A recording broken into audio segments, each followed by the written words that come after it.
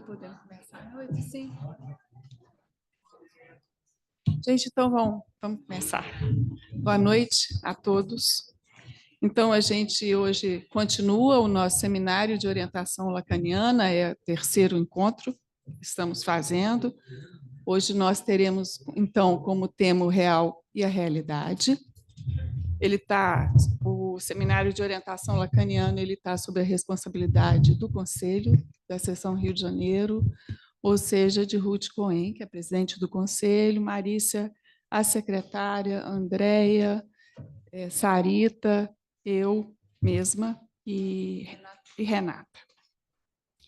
Romildo é o responsável por coordenar o seminário esse ano, e a linha de orientação proposta, então, é o real. O real que se apresenta na clínica e que orienta o nosso modo de fazer escola. O trabalho desenvolvido no último encontro esteve ao cargo de Inês Lamy, de Romildo, e trouxeram para a discussão o tema da interpretação naquilo que ela alcança, o para além da metáfora.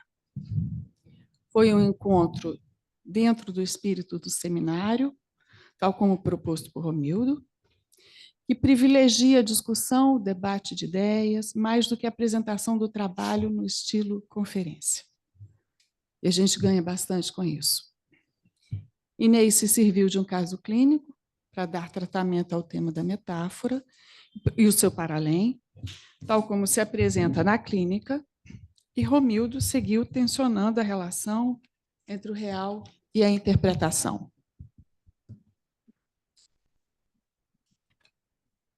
Desse trabalho, que inclui muitos dos presentes, nós podemos recolher algumas sementes, das quais eu destaco algumas. Romildo nos diz que a interpretação, na verdade, resistirá a esse seminário, porque será uma pergunta que será relançada a cada vez e trará consigo muitas outras. A interpretação, em suas diversas formas, é a nossa tática que tenta colocar algo do real para cada falacer, e sabemos que a cada momento da clínica precisamos afinar os instrumentos, calcular e fazer uma pequena invenção da nossa tática. A interpretação, que é uma aposta, que poderá ou não ter efeito de ato para um sujeito. Inês nos trouxe um caso no qual localiza as sentenças do pai e suas consequências sobre um sujeito.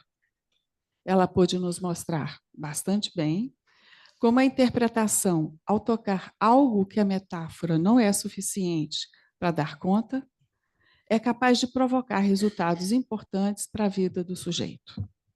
A discussão avançou em torno da ideia de que a metáfora traz consigo um limite e que, além dele, o que se apresenta é o real como bússola para o trabalho de análise.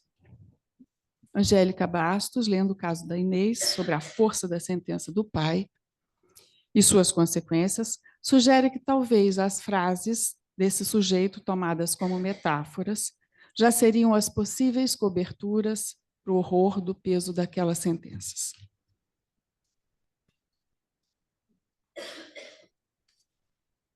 Romildo, então, nos fala que é fundamental manter a barra, porque separa o significante do significado, porque é o que nos possibilita pensar a interpretação como efeito de ressonância no corpo, a partir de algo que atravessa o corpo, que excede ao sentido e que pode mesmo provocar a ruptura desse sentido. Essa ruptura da verdade do sujeito mostra, então, a relação frouxa e polivalente entre o real e o sentido. Momento em que Maria Silvia Hanna destaca a força da pulsão de morte em jogo, na destruição do significante, em busca de um uso novo ou de um significante novo. Romildo acrescenta essa destruição do sentido, ou a suspensão do sentido, como Fátima Pinheiro fala, nos leva à pergunta sobre como cada sujeito pode retomar o mundo do significante depois de uma ruptura do sentido. Essa é a pergunta gancho para o que vamos trabalhar hoje. Então, Ruth vai apresentar um pedaço de um caso clínico, no qual ela vai fazer as elaborações dela, e Romildo os dois trarão questões sobre como, a partir da ruptura da cadeia, seria possível que um sujeito retomasse o sentido, o simbólico, como ordenador.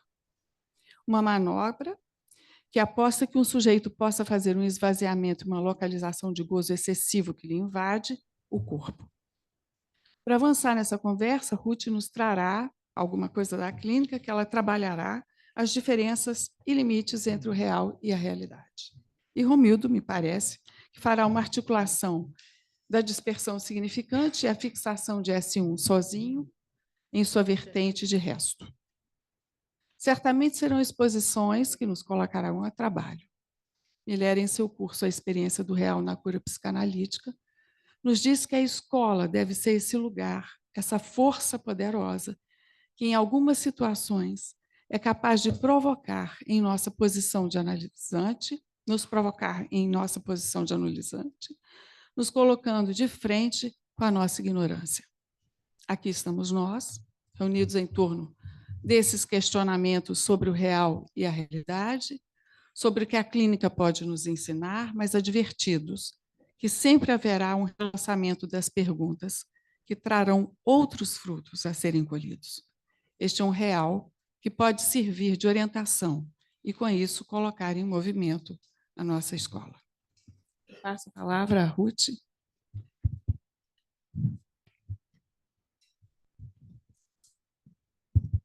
Está funcionando direito?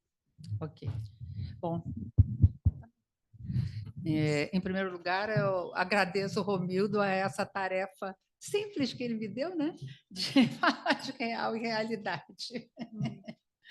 Ou seja, o que eu pude fazer é pegar um gancho num paciente meu, que, aliás, o Marcos até teve uma época, muitos anos atrás, Marcos, que foi um caso, não sei se você lembra, que eu apresentei, e eu acho que foi antes do desencadeamento do que vai acontecer agora. Não sei se você lembra que a gente fez um trabalho junto e você comentou o caso. É uma situação que há 13 anos, né, eu estou aqui ainda trabalhando com ele, então é até bom que você vai ter uma ideia do que se passa agora.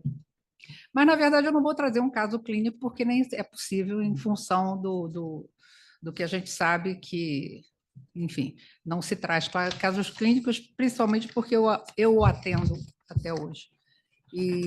Mas vou trazer algumas questões a partir de uma vinheta, de uma frase desse paciente, né? Então, é isso que me guiou para falar de real e realidade, que, na verdade, vocês me desculpem, talvez seja uma colcha de retalhos.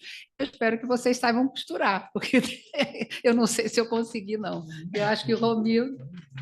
mas você provavelmente vai costurar alguma coisa, né, Romildo? Porque foi o que eu consegui fazer. Bom, eu vou começar fazendo uma introdução que eu escrevi aqui, porque também não tenho essa habilidade do Romildo de falar assim, muito de improviso, mas eu me organizo melhor escrevendo, mas podemos parar, se for o caso, para ir conversando também no meio do caminho. Se no seminário anterior, né, o significante sementeira serviu de solo para plantar as ideias do além da metáfora, né, que já foi falada pela Raquel, hoje eu vou pisar num terreno bastante arenoso. Tentarei usar alguns raios do sol, né, que fazendo alusão ao nosso seminário de orientação lacaniana, produto de trocas com Romildo e conselheiras, para iluminar os rastros deixados que não cessa de não se escrever, o impossível no litoral lacaniano. Apesar do apagamento na areia das marcas teóricas, nas quais real e realidade se deslocam, em função do tempo e da mudança na paisagem, porque vocês sabem que o Lacan, né, as coisas vão mudando a partir do primeiro ensino, segundo ensino, ultimíssimo, então a gente sabe que a paisagem muda. Arriscarei alguns mergulhos nesse mar de ondas turbulentas, sem garantia do que será possível tocar, mas tentando trazer à superfície alguns cascalhos. Gente, pedra e areia. Na hora que eu chegava em algum lugar, escorria pela mão. Para o nosso solo aqui, né? Vamos ver o que acontece. À guisa de introdução, se usarmos a experiência, por exemplo, do estado de espelho como lente, né, para ler o que se depreende da realidade humana, verificamos que essa é edificada sobre cacos, pedaços, fragmentos que, se rejuntados, podem criar um corpo. Mesmo que a imagem construída sempre seja, né, enganadora. Lacan nos esclarece que, na conquista de algo que, ao mesmo tempo, existe e não existe, a realidade será sempre precária. Acho que é importante a gente marcar esse significante precária, porque eu acho que é disso que se trata o tempo todo, quando a gente fala de realidade, né, irreal. E no seminário A Lógica do Fantasma, ele vai dizer que toda realidade não é nada mais do que a montagem do simbólico e do imaginário, tendo em sua forma lógica um sujeito dividido na conjunção de junção com o objeto A. Eu até pensei em colocar aqui, porque na Lógica do Fantasma o Lacan faz aquela... Vocês acham importante colocar? Tem um. A conjunção de junção, né, do sujeito barrado com o objeto A, que, na verdade, o Lacan vai construir essa fórmula.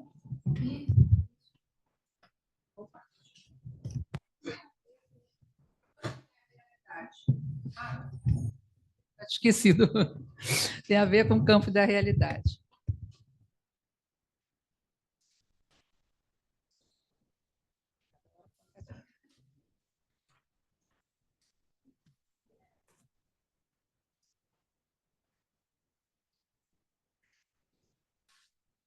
E aí o Lacan faz o seguinte, né?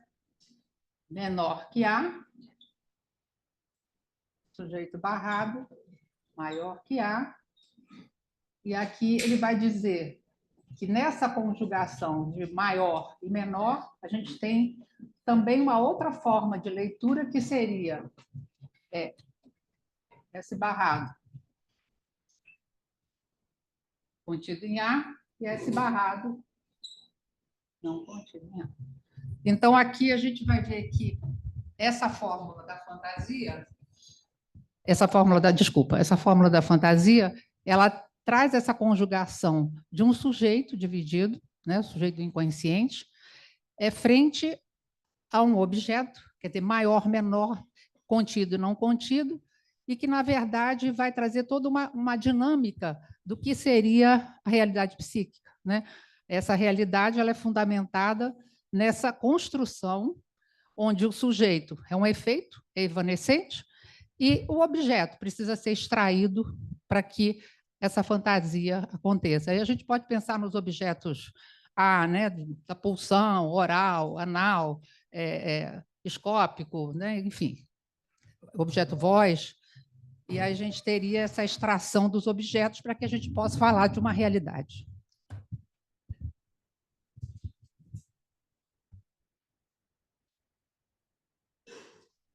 Bom, se vocês quiserem me interrompendo, assim, porque a ideia não é que eu fique falando aqui coisas, mas a gente possa ir conversando. Então, nesse litoral lacaniano, eu vou fazer um primeiro mergulho, né? Real ou fantasia? Vocês veem que a pergunta já não é mais real e realidade. Agora a pergunta é real ou fantasia? Eu não pretendo fazer um recorrido cronológico desses conceitos, real e realidade, enfim. Vou dar uma pulada aqui para não demorar muito, mas vou fazer esse mergulho aleatório do que eu pude extrair, né? Então, eu vou me orientar por essa pergunta desse paciente: real ou fantasia? Aí tem o e ou, né? Romildo, real e realidade, a proposta, e o menino diz real ou fantasia. E aí, nesse e ou, nessa báscula, eu acho que vou tentar achar algum caminho. Então, vamos aos fragmentos do caso para que a gente possa acompanhar a pergunta da criança. Criança na época, né? Porque agora não é mais. Num determinado dia na escola, uma criança começou a chorar muito, repetindo que fez uma coisa muito feia. Com esforço, a professora conseguiu extrair o motivo daquela agitação. O menino supunha ter chutado alguém, mas não sabia se era real ou fantasia. A professora ficou muito espantada com a forma como uma criança de 7 anos fala de real ou fantasia, né? E ele não sabia se era real ou fantasia, questões que começaram a aparecer. Ele começava a perguntar: isso é real ou fantasia? É real ou fantasia? Ele fazia coisas que ele mesmo não entendia o que ele estava fazendo. E isso causou muito estranhamento, né, no adulto, no professor e na escola. Nessa época eu acompanhava muito a escola me chamava, a gente tinha conversas. Outros episódios deixavam-me assustados por não saber se o que ocorria com ele era real ou fantasia. Até que o real mostrou sua face. Um desastre crescente do imaginário.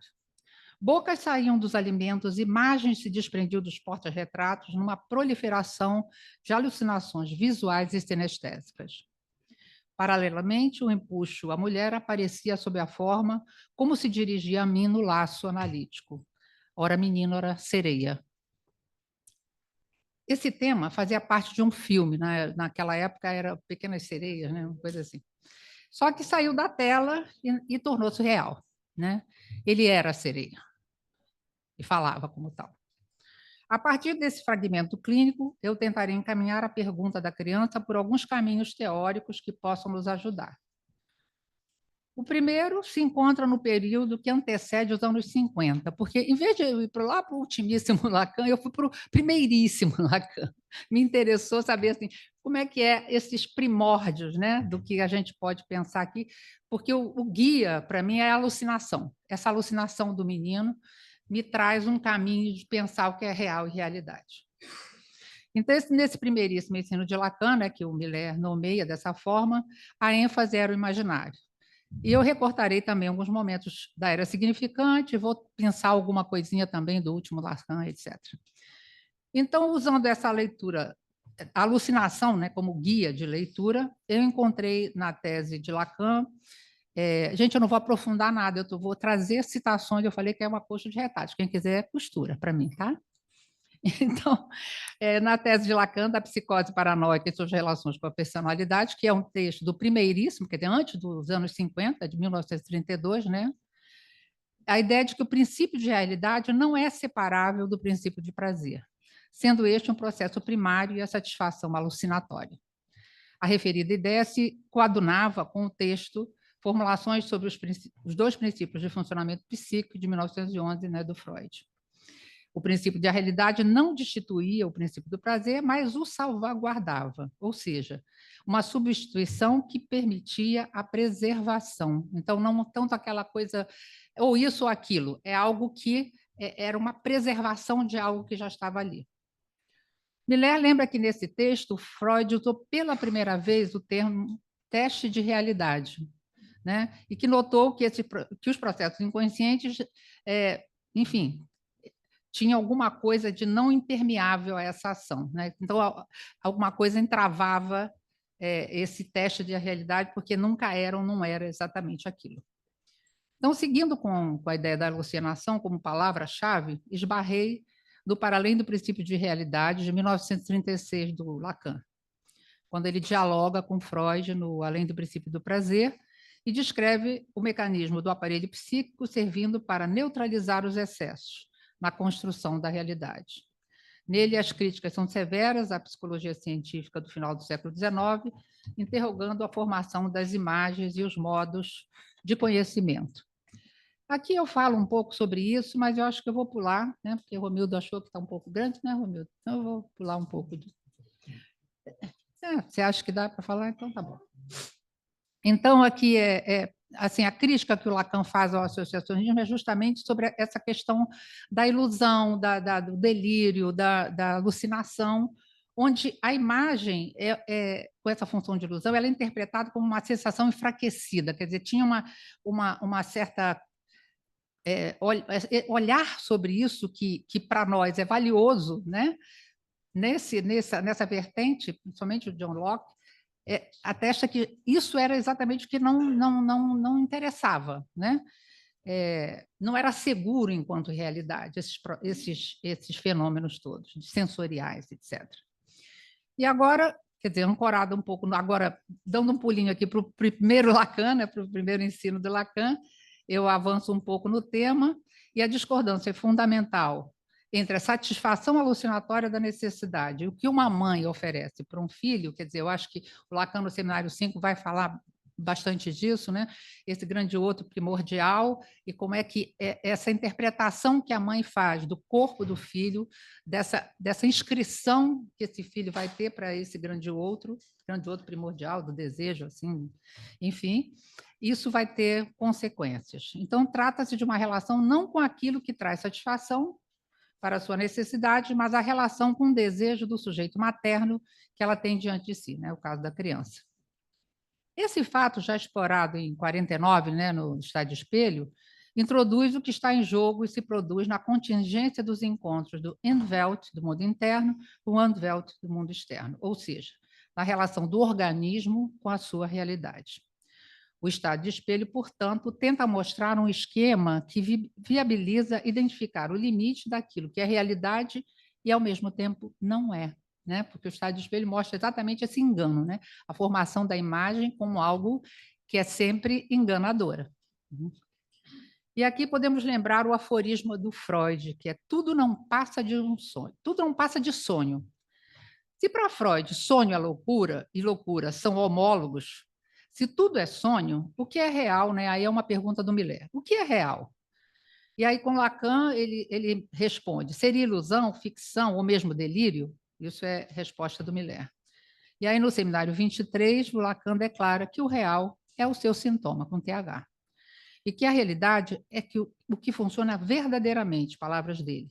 Mas o que funciona verdadeiramente, diz ele, não tem nada a ver com o que designa como real.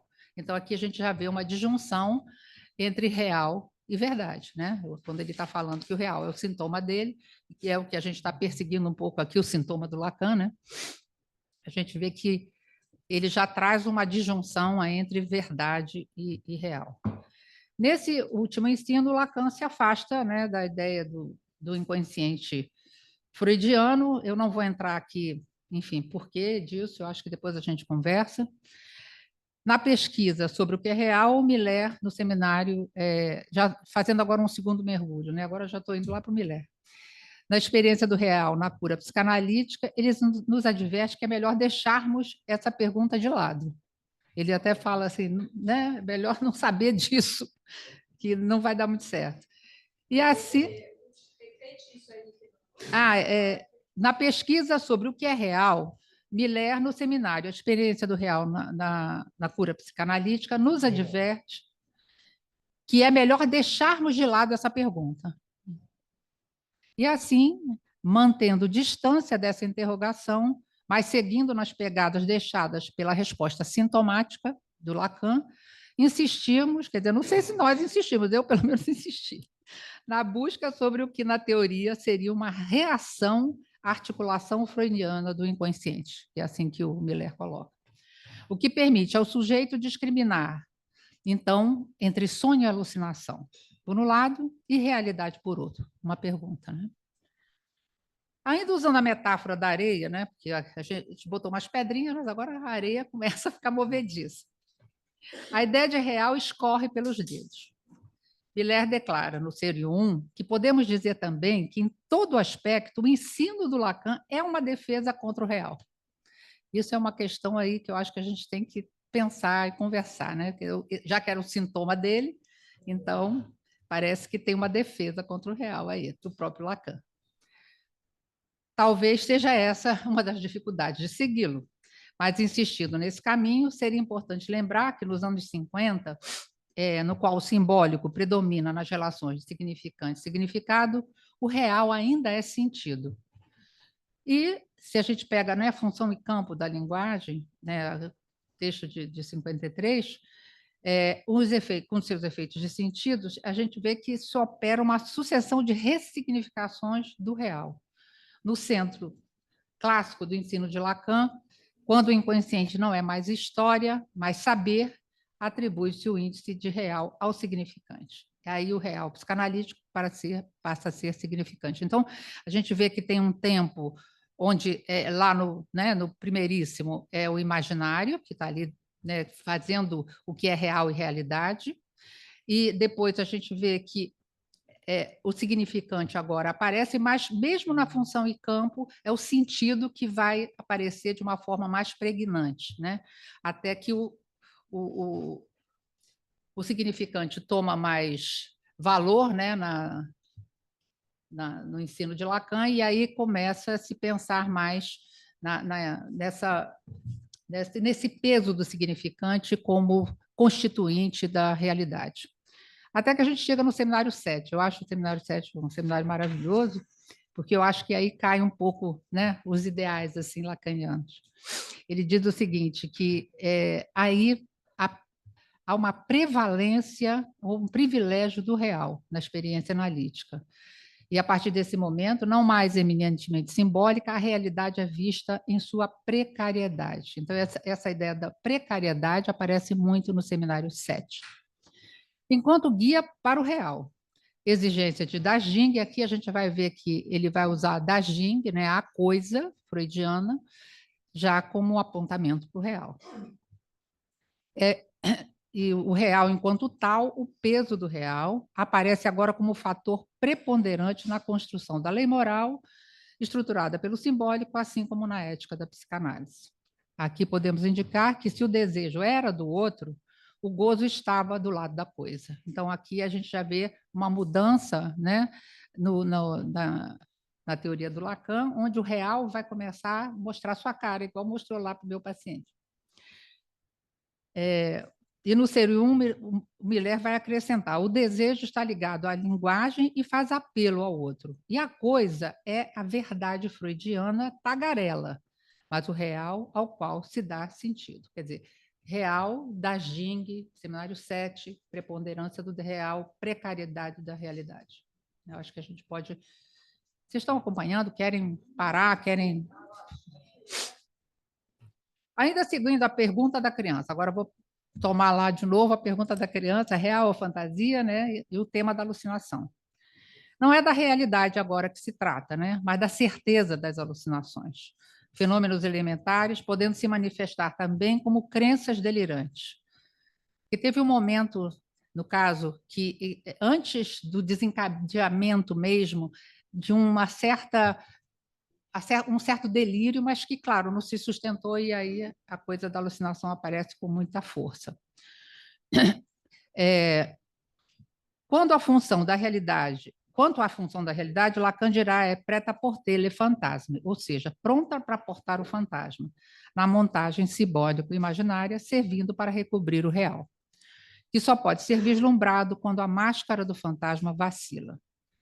Na mesma época, em 1967, um texto que o Romildo, inclusive, indicou, da psicanálise e sua relação com a realidade, o Lacan lembra que Freud se serve da palavra Realität quando fala de realidade psíquica e não sei Wirklichkeit, quando ele vai falar dessa forma de poder lidar com isso que é do externo, da realidade factual, né?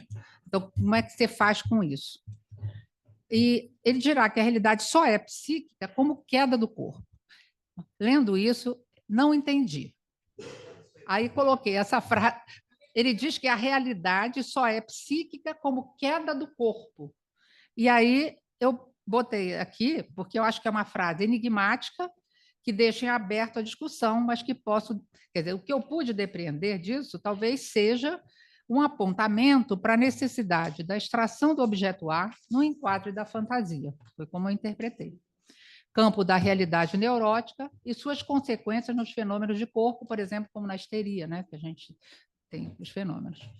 Entretanto, no fragmento do caso, esse que eu trouxe, podemos inferir que o fantasma, como tentativa de dar limite ao excesso invasivo do gozo no corpo, não se constituiu como anteparo, já que o real não operou como terceiro elemento, condicionando a amarração com o simbólico e o imaginário. Então, na montagem sobre o desejo, o corpo da criança, aí é uma hipótese minha, não podendo se alojar no lugar de causa, talvez tenha servido de objeto transicional para a mãe, se oferecendo como condensador de gozo. Isso é uma questão, né, que eu trago. Para concluir, eu retorno à pergunta: real ou fantasia? Né, a pergunta dele. Podemos identificar, quando o véu do fantasma se rasga, na ruptura do laço simbólico com o imaginário, a montagem da realidade se desfaz e a alucinação é desencadeada. Por outro lado, se usarmos como guia de leitura a orientação para o real do último ensino de Lacan, encontraremos a alucinação sem outro.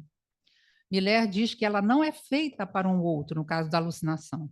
É insituável, confirmando o uso da vervérfon freudiana, traduzida, né, por expulsão, foraclusão. Ele vai dizer que na paranoia é outra coisa, aí a presença do outro é maciça. Né? Aqui a gente está falando da alucinação.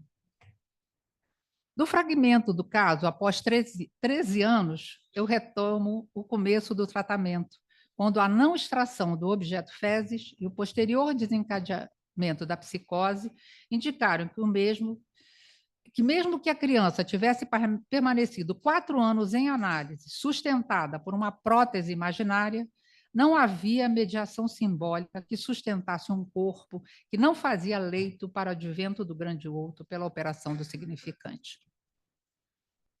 A pergunta real ou fantasia sinalizava o que estava para eclodir, ensinando sobre o desencadeamento da psicose na infância. Fato que me surpreendeu, porque eu esperava, inclusive quando a criança foi trazida com 3 anos, né, para o consultório, a mãe, preocupada com o diagnóstico que um psiquiatra deu, que estava correto, mas eu não ia confirmar nada, eu apenas disse, bom, trata-se de uma criança, vamos ver o que ele me traz. Não vou confirmar nem dizer outra coisa sobre o diagnóstico, mas avisei um pouco a mãe nas entrevistas que alguma coisa poderia acontecer, talvez na adolescência, só que aconteceu aos 7 anos de idade. Né? Foi um pouco antes do que eu imaginei. Isso me surpreendeu.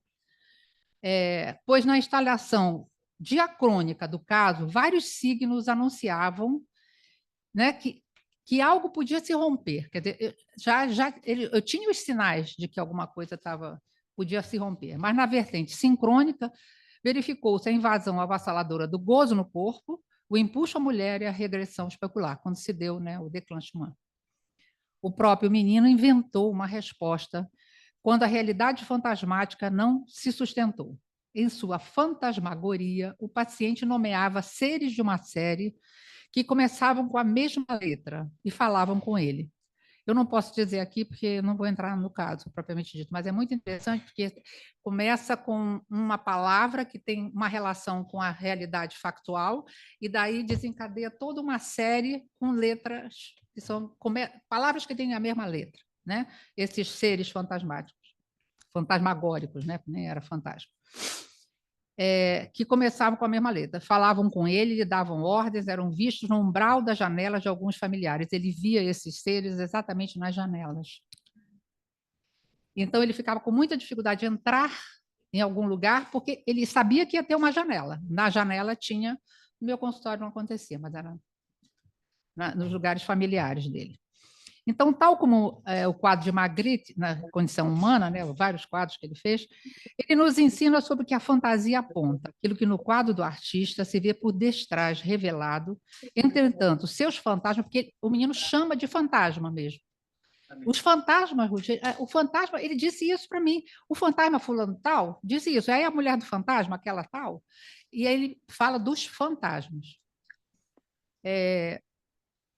Então, isso que no quadro de Madrid aponta, né, para aquilo que está... até me perdi aqui, de trás, revelado. Entretanto, esses seus fantasmas se apresentavam sem tela, né? Não tem tela. No enquadre das janelas, como tentativa de defesa frente ao real. Esses invasores vêm sendo escritos em imagem no papel. Começando a ser exorcizados, ele começou a desenhar agora esses seres, e aí eu guardo lá na pasta dele, que, aliás, ele não tem uma pasta, ele tem 13 anos de trabalho. Eu tenho um negócio assim. Agora que ele começou a desenhar esses fantasmas, ele desenhava outras coisas antes. Para finalizar, pego o gancho da preparatória do Enapol, do que Marcos e Pepita trouxeram sobre a sonoridade, a língua e o gozo do ficção e canto da fala e da linguagem, né, que foi o tema de vocês. Seus discursos me remeteram às sessões que vêm sendo ocupadas agora, né, pelo silêncio e músicas cantaroladas, dos quais trago alguns trechos do que eu escuto. Gente, esse menino tem um playlist imenso, e todas as sessões, ele senta no chão, ele pega alguns objetos que são da época que ele tinha 3 anos de idade, coloca na frente dele, geralmente 3, ele liga o celular dele E aí eu escuto Calbi Peixoto, Martinho da Viola, Chico Buarque, enfim, só povo da antiga, né? E aí o que eu escuto é abrir as janelas da vida, no meu coração já não se agita uma paixão, mais tranquilo, a dor não tem razão. Você mudou tudo dentro de mim. Piruetas, piruetas, bravo, bravo. É isso.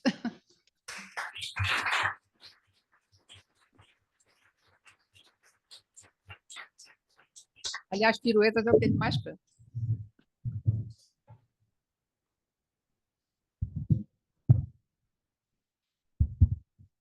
Boa noite.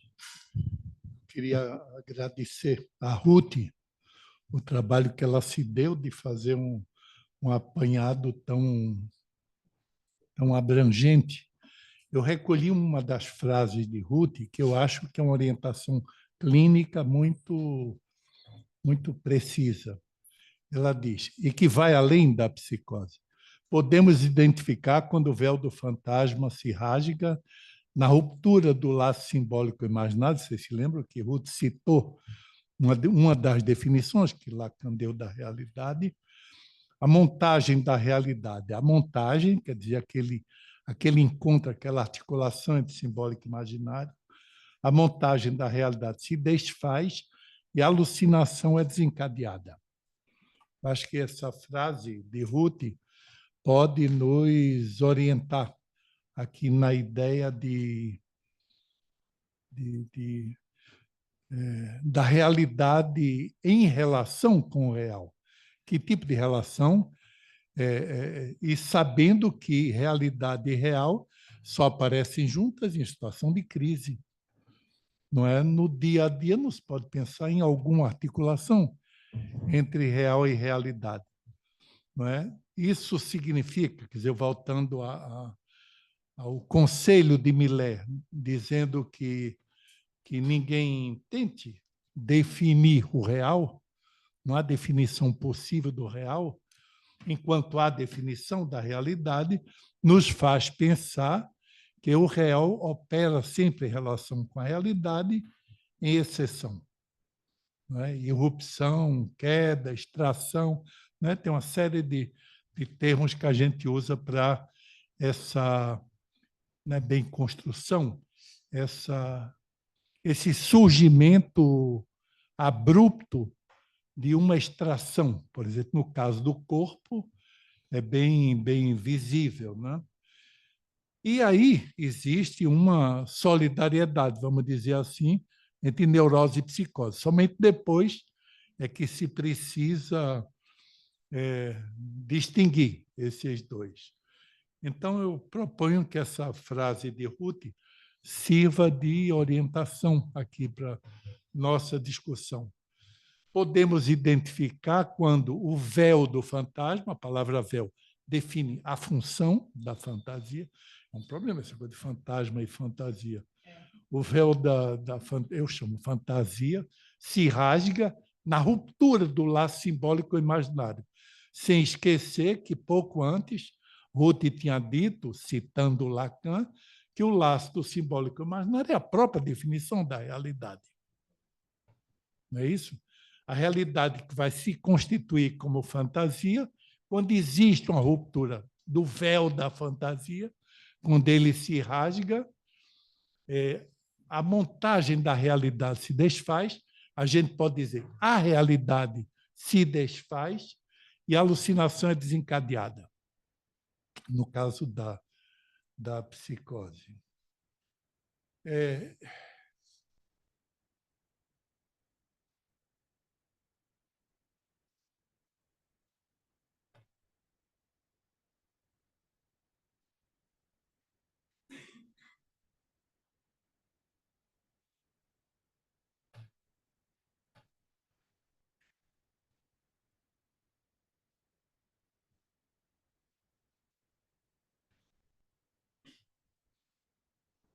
O teu texto perdi o meu.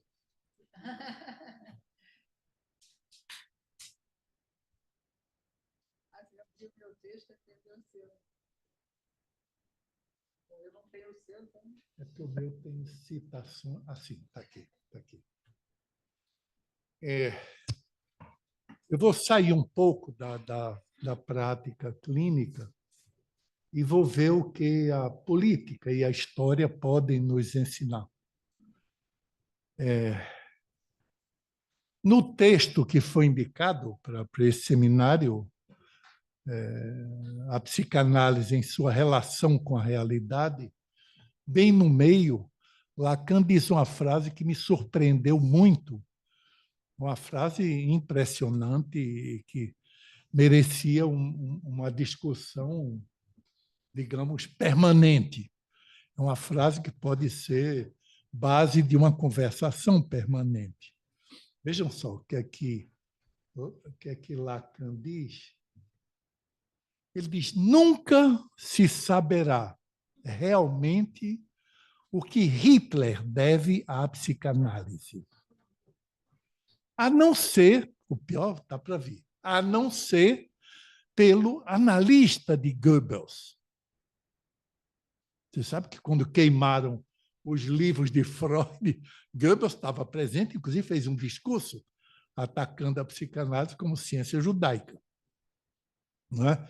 Então, Hitler só se saberá a contribuição que Hitler deu à psicanálise através do analista de Goebbels. Isso me deu um trabalho horroroso para procurar isso. Mas, quanto ao retorno que dele recebeu a psicanálise, ele está aí. Não é? Eu acho que seria bem interessante que se aprofundasse essa discussão. Bom, eu fui procurar quem foi o analista de Goebbels. Pois é, ele teve... Você sabe que Goebbels tinha um pé torto, né? Um pé torto. E de nascença, né? Eu conheço de perto pessoas que tiveram pé torto de nascença. Então, ele mancava. Goebbels não cresceu muito por conta da doença que fez o pé torto. E de fato, ele esteve em tratamento. Eu fui ver na inteligência artificial. É isso. E diz que não foi com nenhum analista, né? Ele participou da repressão à psicanálise e participou do ódio à psicanálise como ciência judaica. Então, mas ele fez um tratamento psiquiátrico com o Dr. Karl Leonhard, que era um médico que se tornou muito conhecido porque ele tinha muitos textos e uma obra extensa sobre a psicose. Não é? Então, ele fez um tratamento com esse médico. Então, a questão da frase de Lacan não está tanto nessa ideia. Né? Depois que eu vi isso, eu entendi mais ou menos o que Lacan queria dizer, chamando esse médico de o analista de Goebbels. Agora, permanece a questão de que Hitler, não se sabe o que Hitler deve à psicanálise, se não por influência desse tratamento recebido por Goebbels, mas o que nos interessa, quanto ao retorno que a psicanálise recebeu de Hitler, está aí. Eu acho que é interessante, porque no parágrafo anterior, Lacan senta o pau na psicanálise liberal. Ele diz do psicanalista que espera você na Quinta Avenida. Não é? Aquele que trabalha e fará de você um eu autônomo. Então, no parágrafo imediatamente posterior, Lacan vai dizer isso. Né? Pelo menos para mim foi um susto ler isso, né? Para você também, que nunca se vai saber qual foi a influência que Hitler deixou para a psicanálise, mas que Hitler deve à psicanálise nunca se vai saber, mas se sabe que Hitler influenciou ou deixou alguma coisa, teve um retorno para a psicanálise. Eu acho que isso tem tudo a ver com nossa discussão sobre realidade real. Realidade irreal sem precisar ter a pretensão, não é, como Miller aconselha, de definir o real. Não é? Ruth achou umas 2 ou 3 definições lacanianas da realidade, né, como a montagem do simbólico e do imaginário, que parece que é bem precisa, né, mas não do real. Não se define o real, se fala do real como irrupção, como queda, como extração. Você me desculpa.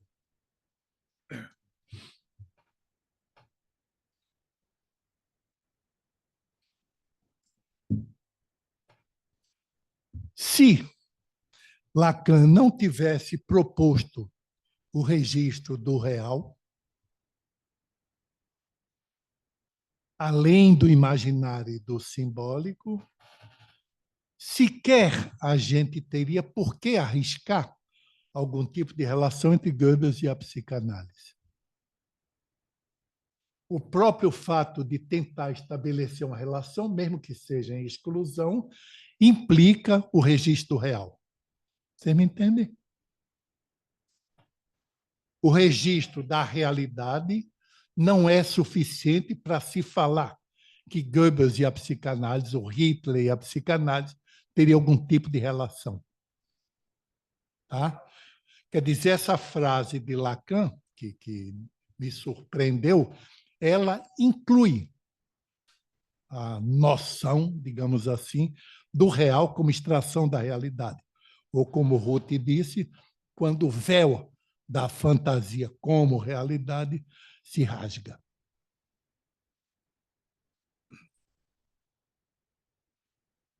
Vamos esquecer, Goebbels era o segundo homem da hierarquia nazista. Né? E pouco antes de morrer, Hitler nomeou Goebbels como sucessor dele. Durou algumas horas, mas, enfim, nem chegou a um dia, não. Hein? Se matou e matou toda a família. É, claro. É. O quê? Se ele não tivesse proposto o real...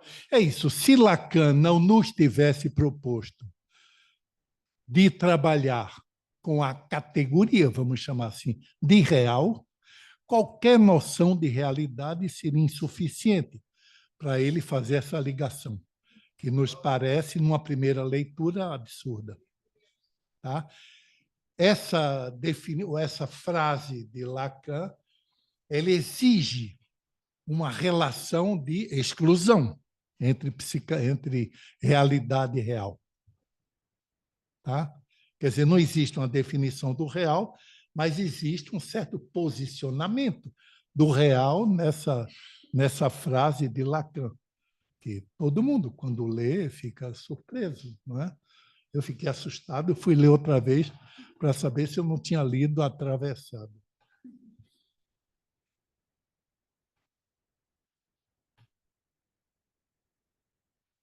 Então, me pareceu interessante também pegar, se vocês pegarem esse texto de 1967, de Lacan, vocês vão ver qual foi o pulo que Lacan deu, a relação que ele estabeleceu, para imediatamente, depois de criticar o que a gente poderia chamar de psicanálise liberal, ele cai na relação entre o nazismo, os chefes nazistas e a psicanálise. Tá? Eu pensei, isso seria um convite para quem quiser continuar nessa pesquisa, eu pensei que a gente poderia, talvez, estabelecer essa relação entre Hitler e psicanálise, não muito longe da que Lacan, 4 anos antes, em Kant com Sade, ele fala da relação entre Sade e Kant. Né? É uma coisa que me veio à cabeça e que merece que se aprofunde. Né? Quando Lacan diz que Sade revela ou mostra a verdade de Kant, ou melhor, é isso, Sade é a verdade de Kant.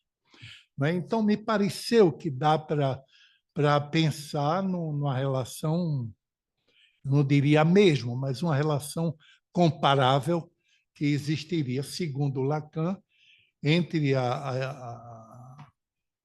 não é? Entre o que Hitler deve à psicanálise o que só pode ser abordado se leva em conta a análise de Goebbels, que não deixou traço em canto nenhum.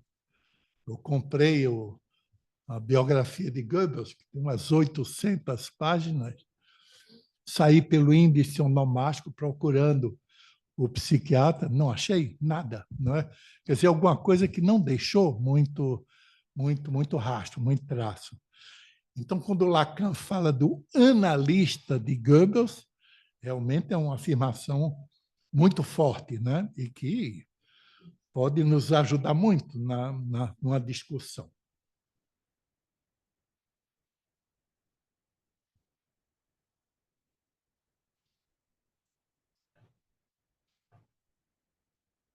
Sim, Goebbels procurou Leonhard por causa do pé torto. Ele tinha uma série de dificuldades afetivas e psíquicas a partir desse defeito no pé, e o tratamento que ele procurou foi centrado nisso. Bom, isso é uma das coisas que eu tinha procurado para trazer para cá. Tem uma outra. Há uns anos atrás, muito poucos anos, uns 3, 4 anos atrás, eu tive acesso a um livro de uma jornalista alemã, talvez aqui tenha gente que conhece, chamada Charlotte Berat. O que é que ela fez? Judia, na Alemanha, quando Hitler tomou o poder. O que é que ela fez? Ela começou a gravar sonhos de amigos, de parentes, de etc., etc. E entre 1933 e 1939, ela colecionou esses sonhos, chegou a 300 sonhos, que é muito, e em 33, em 39 ela fugiu, exilada para os Estados Unidos, e somente em 66 esses sonhos foram reunidos a tal ponto que puderam virar um livro, não é? Ela era amiga de Hannah Arendt, inclusive ela foi tradutora de Hannah Arendt. Eu acredito que no Brasil esse livro foi feito em 2022, por aí. Ele virou livro em 66, em 1966, e se eu li bem em algum lugar no Brasil, teria sido depois dos anos 20. Bom, mas eu queria chegar em um dos sonhos. É o primeiro dos sonhos desse livro. O livro se chama Sonhos no Terceiro Reich, que é o seguinte, eu vou ler, é literal o que ela escreveu. Goebbels chega à minha fábrica. Isso é contado por um patrão de indústria médio, né? Manda os funcionários se alinharem em 2 filas, uma à direita, outra à esquerda. Eu devo ficar entre elas, quer dizer, né, a fila, 2 filas dos operários, e o patrão deve ficar entre as 2 filas, e devo fazer a saudação a Hitler com o braço. Levo cerca de meia hora para levantar o braço, apenas alguns milímetros. Ele não conseguia. Bom, ele era militante social-democrata, né? Quer dizer, a contradição dele com o nazismo era muito importante. Goebbels olha para ele, observa meu esforço como se assistisse a um espetáculo, sem expressar nem aprovação, nem desagrado. Quando finalmente consigo erguer o braço até o fim, ele diz apenas 6 palavras, Goebbels. Eu não desejo a sua saudação. Daí ele se vira, Goebbels, e vai na direção da porta de saída. Eu fico exposto daquela maneira, com o braço levantado, em minha própria fábrica, entre meus próprios trabalhadores, muitos eram militantes social-democratas, como ele, com o braço levantado. Fisicamente, só posso ficar assim.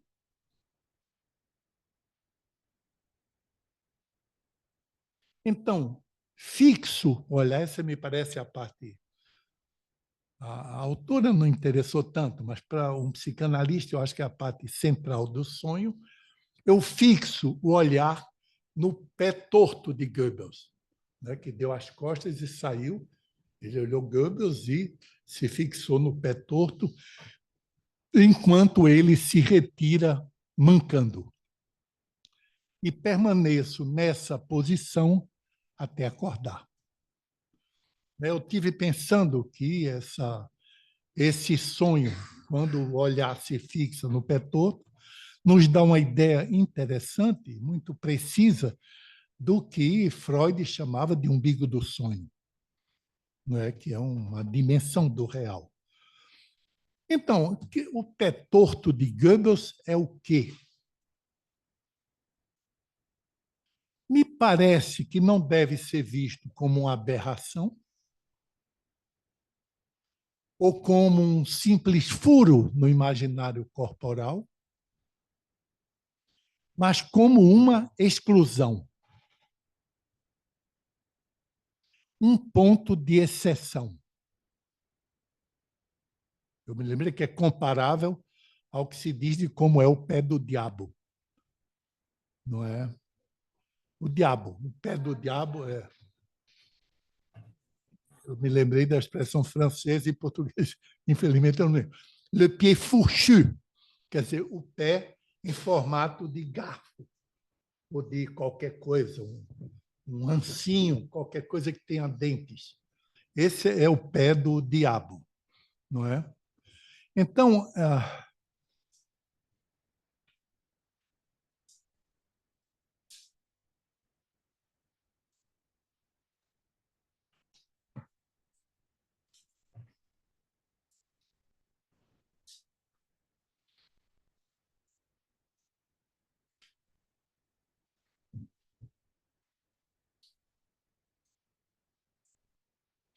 não é que Lacan, que Freud definiu como ponto de conexão com o desconhecido. Tem uma discussão muito interessante, uma resposta de Lacan para Marcel Ritter, né, que circulou por aqui esses últimos dias. Fui eu. Bom, onde eu até perguntei a Marx se ele tinha essa resposta lá, que é uma longa resposta, é porque o Marcel Ritter ele define, não é, o umbigo do sonho de um jeito que não era como Lacan falava. Então, Lacan se estende muito para responder à pergunta de Marcel Ritter se o umbigo do sonho corresponde a um Unterkan, que seria não o desconhecido, mas, aqui a gente está em pleno Lacan, no não reconhecido. Ele aponta essa diferença e, pelo jeito, Lacan gostou muito, que ele fala, sei lá, meia hora respondendo ao Marcel Ritter.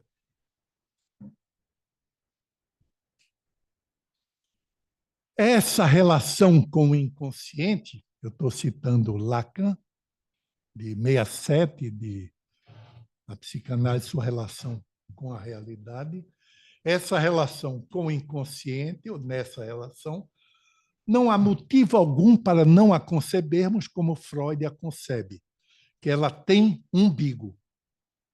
Ou seja, que há coisas que estão para sempre fechadas em seu inconsciente, o que não impede, no entanto, que isso se manifeste como um buraco não reconhecido. Unerkannt, conforme você, né, o Marcelita, apontou. É uma frase que responde, né, dá um pouco continuidade àquela que você falou da rasgada do véu da fantasia, do fantasma. Bom, o que mais?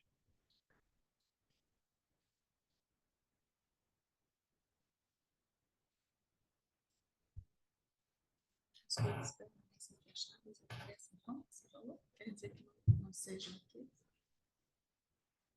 Fechadas, as coisas permanecem fechadas. Há coisas que estão para sempre fechadas em seu inconsciente, o que não impede, no entanto, que se manifeste como um buraco. Um pouco o que estava sendo dito antes, né, o real. Já que não é possível de definir, ele deve ser apresentado como alguma coisa que rompeu uma unidade. Não é isso? Alguma coisa que rompeu uma unidade. No seu duplo caráter, porque quando a gente começa a discutir sobre a função, o aspecto, o dever da psicanálise em relação ao real, a gente faz um pouco como se fala do farmacon, não é? Ele é veneno e remédio, não é? Ao mesmo tempo, a psicanálise, não é? Como a realidade deve defender o sujeito contra o real e, ao mesmo tempo, se ele não accede ao real, ele não faz psicanálise lacaniana. Bom, vamos conversar um pouco.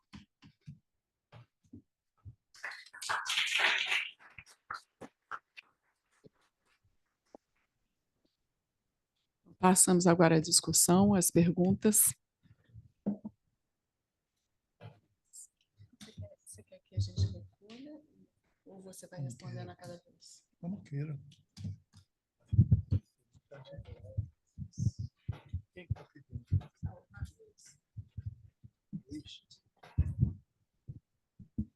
Bom, vocês estão convidando para a gente pensar a partir desses elementos aí, né? Eu achei que não ia falar nada, mas me empolguei aí. Partindo aí do Miller, que diz que o real é indefinível, né? Não vamos definir o real. Aí eu lembrei de uma frase parecida, eu pelo menos entendo que é parecida, do Badiou, quando veio aqui na sessão, lá na Maitá, né? Quando era outra sessão, muitos anos atrás, ele dizia, e isso está escrito no livro dele, Conferências Brasileiras, na mesma linha do Miller, que o real é incognoscível, mas ele é transmissível, né? E eu acho que cabe à psicanálise, apesar da indefinição, transmiti-la de alguma forma, e parece que a indicação é que a forma de indicar o real é o ato. É pelo ato que algo do real pode ser transmitido. E isso me lembra La Naturaleza de l'Ensemble, onde Lacan, o Miller fala que o real você pode tocar nele, né?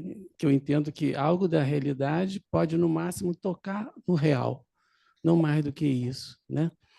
E o ato analítico, há uma referência constante na política, na história, né? Então, entrando aí nessa vibe que você sugeriu, eu estou me atrevendo aqui a tentar entender por que o Hitler, o que a psicanálise apreendeu de Hitler. Não aprendeu, mas apreendeu de Hitler. Não, o que é que Hitler ele deve? Que a psicanálise deve é evidente. Ah, é evidente? Ah, eu achei que não era evidente. Eu não achei que era evidente, não. Depois você fala, então. Mas, assim, o que eu pensei, a minha evidência, foi que o horror do Holocausto talvez seja um ato onde o horror do real apareceu, em termos políticos, né? Lembrando aquela frase famosa, que eu não sei exatamente como é, mas depois de Auschwitz, a poesia não existe mais poesia. Algo parecido dessa ordem. E a outra é daquele prisioneiro que, ao sair do campo, vivo ainda no final da guerra, o guarda diz para ele, vai, conta tudo, porque ninguém vai acreditar no que você vai contar. Ou seja, o horror do ato, né? Eu entendi que era isso que Hitler, que a psicanálise apreendeu do ato político, né, do Hitler. O ato, o real no seu aspecto de horror, né? Eram essas coisas que eu andei pensando. Bom, vou me arriscar também, porque é muito difícil isso. Mas, então, o que a psicanálise deve a Hitler, nesse sentido, né? Essa é a inversão. Então, a psicanálise aprendeu alguma coisa, tem algo aí. Aí, quando a gente estava discutindo, né, juntos, quando você falou essa frase, fiquei um pouco impactada, não tinha lido o texto ainda, e falei, como assim?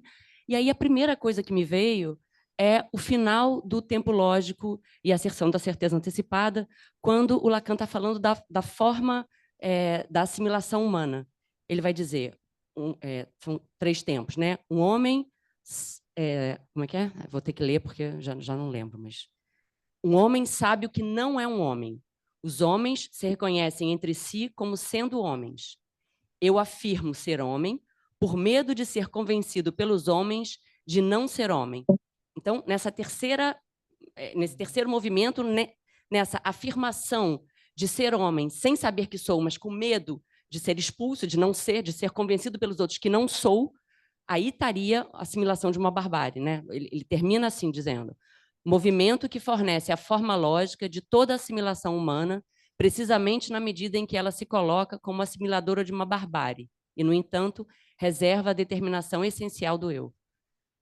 Só consigo... Isso que você citou, não foi Luiz, do cara que ia saindo e o guarda disse a ele: você diga, fale à vontade, que de qualquer forma ninguém vai acreditar.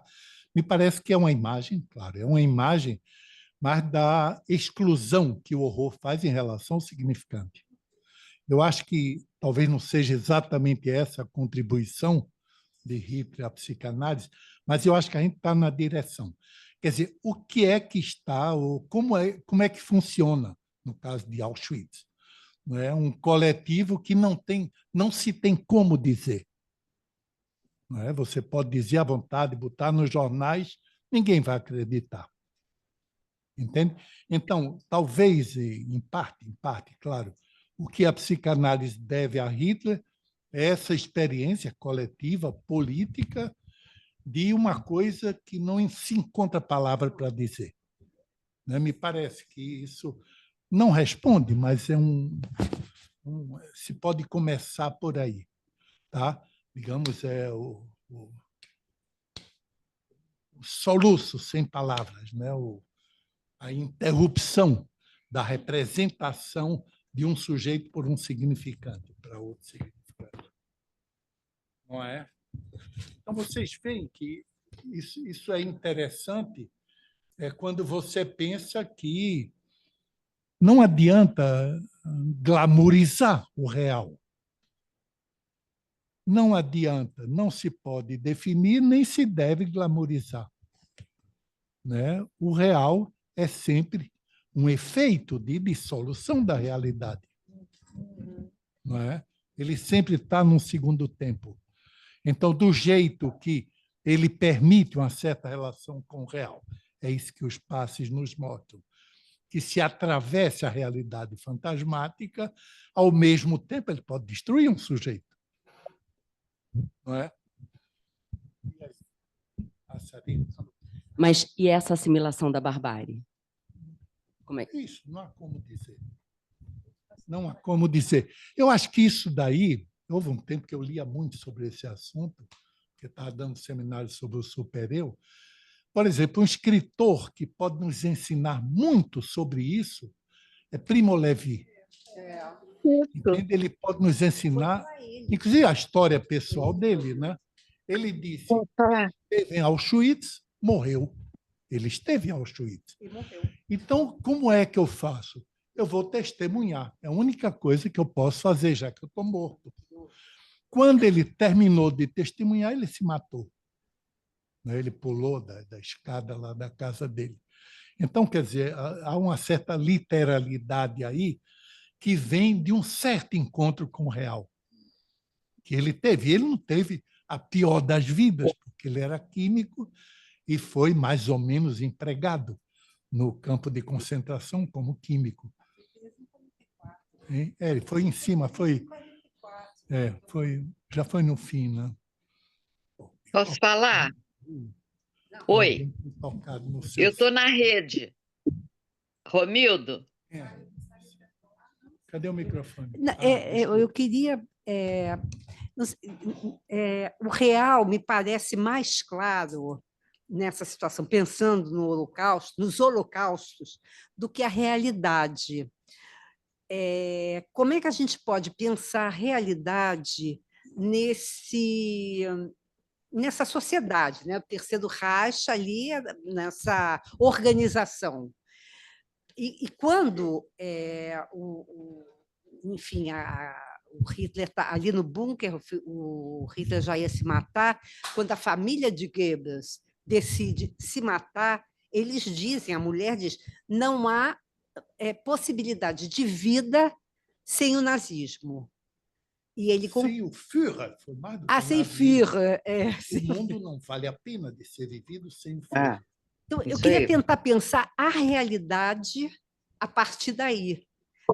Como seria o S barrado função de A nesse... Enfim, né? Não sei definir. Nessa organização. Aquele filme da família de nazistas do lado do campo de concentração. Tem o filme da família. Ali o horror estava nas beiradas e eles ignoravam. Não sei.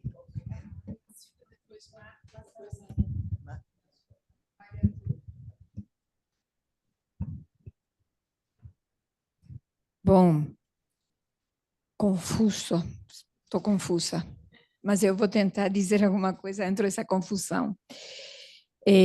Bom, você falou então do véu que rasga essa, digamos, essa captura que se daria entre o simbólico e o imaginário, né? Agora, depois veio Hitler, aí confundiu mais as coisas. E, por último, o sonho, que aí sim, para mim, ficou algo interessante, que eu entendi um pouco mais interessante porque eu entendi. Parece, não sei, vamos ver. Esse pé torto, né? Ou seja, a realidade, se a gente pensar como a pé torto, né? Como a janela, né? O que ele recorta nesse sonho é o pé torto. Ele olha fixamente para o pé torto, mas o pé torto olha, assim como os lobos. Uma lata de sardinha de Lacan no Isso, século XI. isso. Né?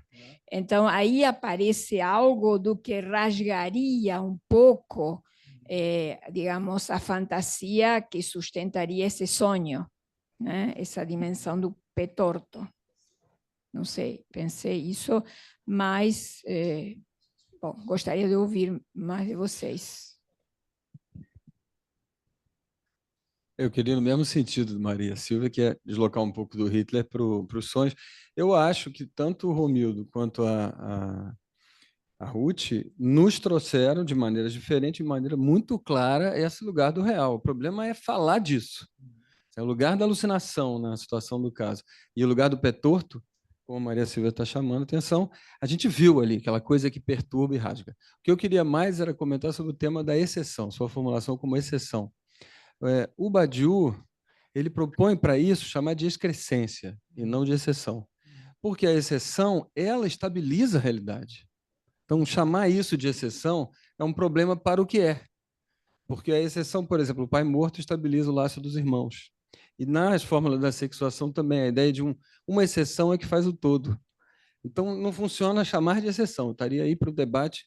E a proposta dele é chamar de excrescência, não estou dizendo que é uma maravilha, mas no sentido de que a excrescência está sempre em excesso com relação à realidade ou à situação, e esse excesso é que leva...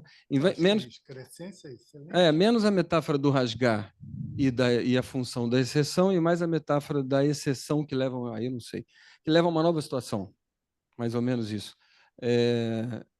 Então, quer dizer, no objeto A como excrescência me parece interessante. Em relação, agora sim, fazer uma relação com a exceção vai ser necessária. Não é que não. A ideia, quer dizer, exceção foi uma palavra que me veio assim. A ideia é que o real aparece como irrupção, ele não é definível, ele surge, mas se ele surge, fica o rastro da realidade que ele dissolveu para surgir. Né? Então, existe uma relação entre real e realidade mais ou menos permanente. Quer dizer, mesmo quando a realidade se dissolve, o real, a angústia, por exemplo, é a demonstração de que ele vem de digamos, um inteiro. De um inteiro. É nesse sentido que ele é uma excrescência. Né? O termo é bom, é de Badiou, é bom, excrescência. Quer dizer, alguma coisa que foi, mais ou menos brutalmente, foi arrancado de um conjunto. Não? Só para fazer uma partezinha aqui interessante, quer dizer, se a gente pensar, né, nesse real, que a gente não define, mas que está aí, né, pensando no Nobo Romeano, né, do Lacan, no final, A gente não pode falar de um nó simbólico imaginário. Tem um real para fazer essa modulação. São 3 registros completamente diferentes, separados, mas se a gente não tem o real, simbólico e imaginário, não se nodam. Então, como é que a gente pode falar disso? Que não é exceção, sei lá, excrescência, né? Mas, assim, é algo que não cessa de não se escrever, quer dizer, não se escreve, mas está aí, fazendo funcionar alguma coisa. Senão a gente não poderia nem pensar, talvez, na realidade. Algo fora dentro, né? E eu acho que toda aquela construção do Freud, né, Anwelt, dentro, fora, realidade factual, realidade psíquica, eu acho que toda essa construção é para falar exatamente disso. Como é que o Lacan chega a essa construção burromiana e dizendo assim, sem real não dá para fazer, né, esse nó simbólico imaginário que tem que ter o real. E até tem um momento, eu acho que é no cenário 21, que ele fala que se for fazer uma escrita, né, planificada, o real estaria no meio fazendo a junção dos 2 elos que estão existentes ali. Então, eles não têm contato, mas é pelo real que a amarração se dá. Eu pensando nessa ideia que não é exceção, não é esquecer, mas o que... Quer dizer, a gente não tem como definir, mas está aí. Quer dizer, o importante é considerar a impossibilidade de definir como uma vantagem. Isso nos permite falar do real. Não poder definir o real nos libera para falar do real. A gente pode definir a realidade como quiser e o real sempre vai aparecer como alguma coisa que, num certo momento, se quebrou ou quebrou o espaço unitário da realidade.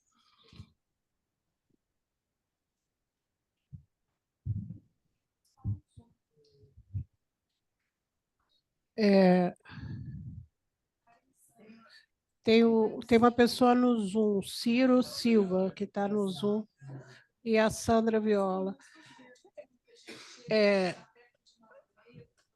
Tá, é bem rápida. É difícil, também estou, como a Maria Silva, tentando, você vê, é difícil falar do real, de fato, né? Escapa o tempo inteiro. Eu estava retomando um pouco o que eu falei com a Sarita, aqui baixinho, que é uma outra maneira também de falar do real, aquele filme, que eu não lembro o nome, que se passa na família Zona de Interesse. Zona de Interesse, que é a família que vive ao lado do campo de concentração, não aparece nada do campo de concentração, a não ser uma fumacinha e um ruído. Tem uma coisa do ruído. E eu me lembro que a atriz que ganhou o Oscar com o papel, ela falou, foi o papel mais brutal que eu já fiz na minha vida. O papel mais brutal que eu já fiz era uma dona de casa que cuidava dos filhos e da casa e tal, e lidava com, né, recebia de vez em quando um casaco de pele que veio das mortas no campo de concentração, enfim. Que eu me lembrei nessa relação da realidade, o real e a realidade, esse filme é um bom exemplo disso.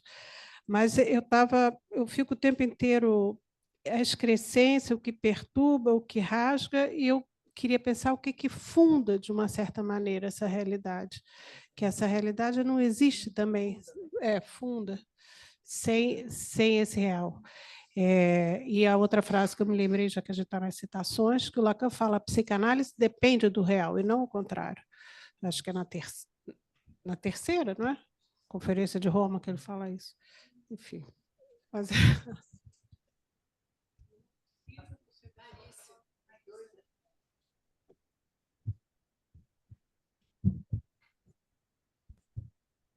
Bom, obrigada pela mesa.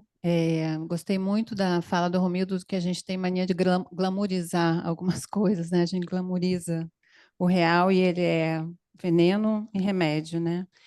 Eu me lembrei, por causa da conversa aqui, de quando a gente fez aquela conferência de segregação e gozo, eu estudei o que resta de Auschwitz e me lembro do Agamben comentando de uma cena de um documentário em que, já no fim da guerra, né, foi se fazer uma filmagem, então bem enquadrado, bem na cena, né, de um campo, não me lembro se era Auschwitz, e aí tudo lá enquadradinho, algumas pessoas andando, enfim, os horrores todos, mas o ponto em que a cena se desmancha, o pezinho da cena, é o muçulmano, como se chamava na época, que, aliás, acho que é um significante bom da gente retomar quando a gente está falando de extermínio hoje, né?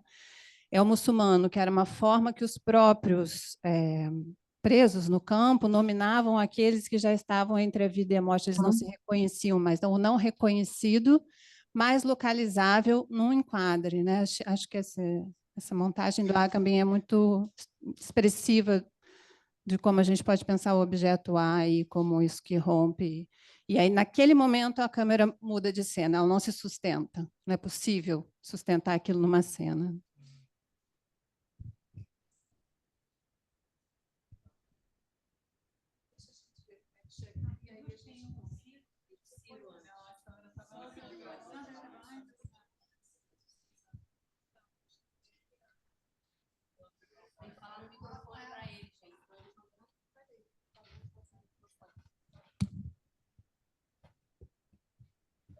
Sandra, pode falar.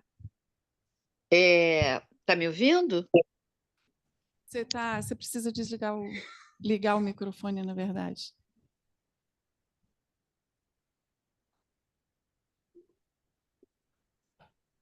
Tá me ouvindo? Agora vocês estão me ouvindo? Não.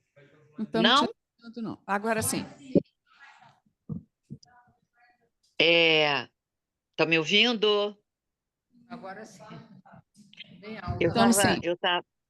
Quando vocês falaram no Primo Levi, eu fiquei animada de lembrar, né, que se a gente pode pensar o campo, né, como esse real que ninguém tem o que falar, não se tem como falar, mas eu me lembrei de uma pergunta do Primo Levi que talvez beire bem o horror e a impossibilidade, ao mesmo tempo, um contorno, quando ele pergunta: é isso um homem? É isso. Aliás, essa pergunta é uma pergunta que me toca muito, assim, me emociona muito. Eu acho que a gente pode pensar que é esse espanto, né? É isso um homem?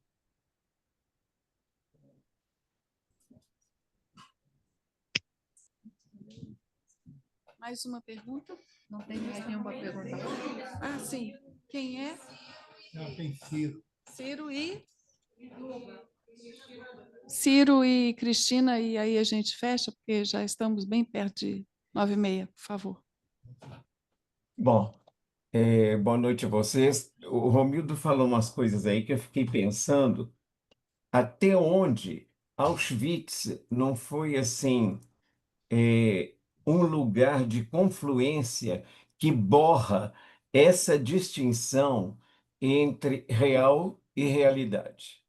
E aí eu fiquei pensando se a gente poderia pensar real e realidade num paralelismo com os dois termos que Freud há muito tempo usava, Realität e Wirklichkeit. A Wirklichkeit, dizendo um pouco mais perto da questão do real, porque no alemão se faz essa distinção de uma realidade efetiva, que o Wirklichkeit seria uma realidade que tem efetivação. Quando eu estudei alemão, me falavam isso. Hoje eu estou aqui me perguntando isso daqui, se a gente não pode ver nisso um paralelismo entre isso, e isso me lembrou por causa dessa confluência borrada entre um e outro, entre a realidade e o real. Por exemplo, Auschwitz, para mim, quem lá estava sabia muito bem em que estava. É isso que eu estou assim, me passando aqui. Sabia muito bem o que, Ciro? Se o que estava incidindo sobre aquele sujeito ali em Auschwitz era algo da realidade ou algo que era atribuído a algo que escapa à realidade. Tipo um sonho. Tem mais uma pergunta. Cristina, aí a gente toma a de Inês, a de Rosário e encerramos.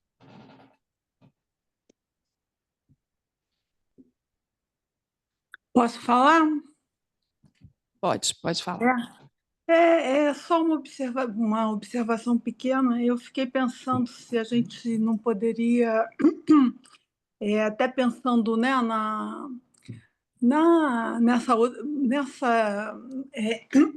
nessa situação mais recente, por exemplo, de Gaza, né, como enfim, um desdobramento de Auschwitz, a gente poderia pensar também no negacionismo, né, como uma espécie de uma tentativa selvagem de restabelecer o véu, né, assim, de recriar uma realidade em cima de alguma coisa que, enfim, após um rompimento, né, dessa realidade por essa invasão do real, né? Enfim, é só uma sugestão de reflexão, é só isso. Inês, depois Rosário, e a gente encerra.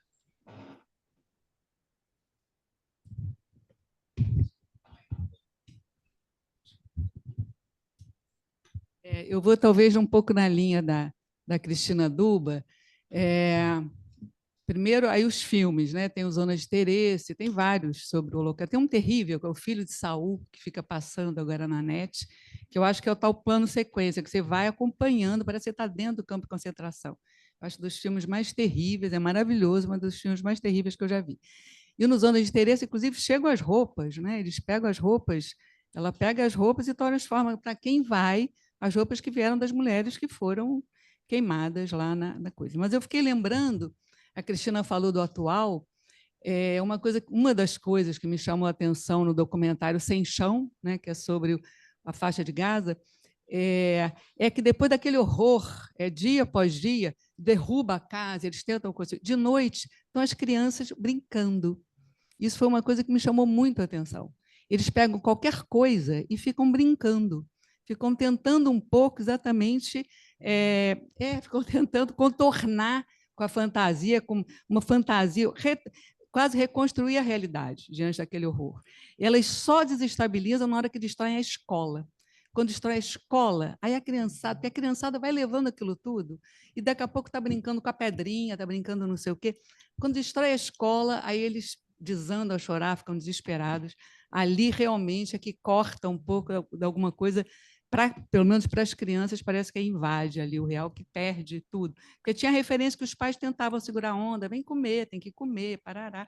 E eles iam no meio daquele horror todo, e principalmente essa coisa da brincadeira me chamou a atenção, que é tentar restaurar. E em Gaza também tem muçulmanos, né? Significa, antes se repete.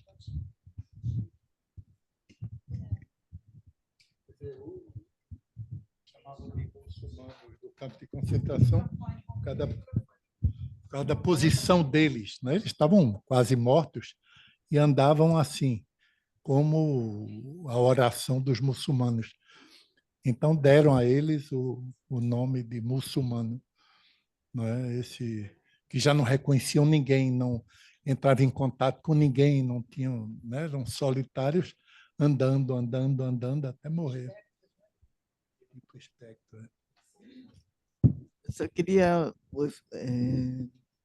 trazer aí a dimensão do que Hitler, do que retornou de Hitler para a psicanálise. Tem o horror do horror daquilo que não tem palavra, mas tem o horror de qualquer totalitarismo. Eu acho que a psicanálise é herdeira desse horror de qualquer totalitarismo. Não é à toa que Lacan deu todo o privilégio à barra, botou a barra em todo lugar, para se lembrar que o totalitarismo, não. E eu estava lembrando aí, quer dizer, querendo extrair desse sonho, nesse momento do pé manco de Goebbels, se não é uma forma de quebrar o imaginário desse totalitarismo que está ali, e poder retornar para o sujeito a dimensão da divisão subjetiva dele, levantar um braço sem querer. Ele fica paralisado nesse ato contra a vontade, mas é preciso quebrar a totalidade do outro para poder, de alguma forma, entrar em contato com a sua própria divisão. Aí. Claro, entram vários fatores, quer dizer, essa frase de Lacan me fez pensar que daria muitas discussões a partir de vários pontos de vista. Talvez o primeiro deles é que existe uma excrescência no real a partir da tentativa de constituir o universal. Isso é que caracteriza o campo de concentração. O campo de concentração é tudo, tudo. Quer dizer, o mundo é o campo de concentração.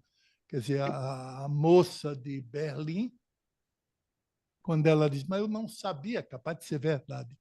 Não é? Quer dizer, tem um universal que a morte, o horror tal, vai singularizando. É isso. Bom, já estamos bem avançados, todos cansados. Agradecemos a presença de todos e a participação.